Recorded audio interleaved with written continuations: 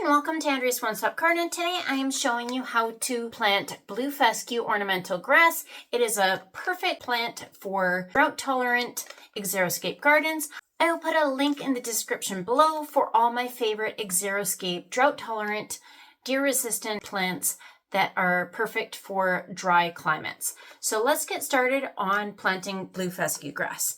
I like to start my seeds in these little containers. You can buy them in 12-pack flats for just under $2, usually from any nursery or a feed store. So I just filled it with ProMix HP, which is my choice of seed starting mix. And then you take your blue fescue grass seeds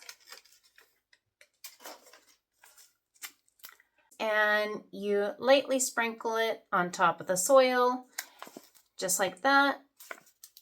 I like to just push them into the soil just a little bit to make contact with the soil. And because they need to be a 1/4 inch in soil depth, I am just putting a little bit of extra soil right on top. Put the extra seeds back. And then next thing I'm just going to do is give it a good spray down.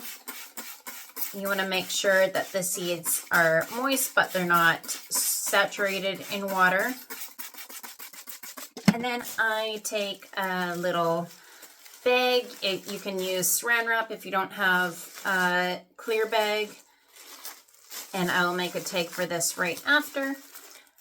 So you just take that bag, it acts as a humidity dome, keeps in the moisture, and all I do is I put this in a warm spot. I pop them on a heat mat. However, just if you have any warm spot that you can place them, they will germinate a little bit faster in warmth. They do take about 10 to 21 days to germinate, the package says.